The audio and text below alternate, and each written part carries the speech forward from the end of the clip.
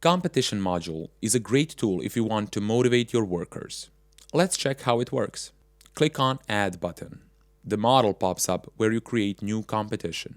There you have 3 steps: Competition Details tab, Set Prices tab, and Assign Users or Departments tab.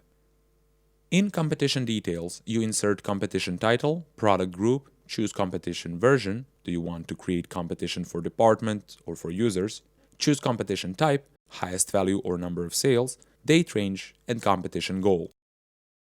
Competition goal is the number that users need to reach.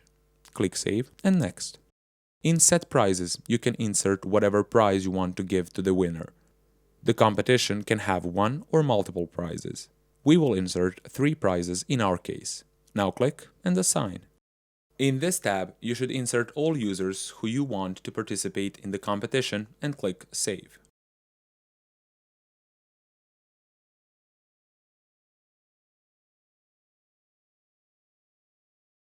Now you can see your competition here. If you want to track or edit your competition, you can easily do that clicking on the competition.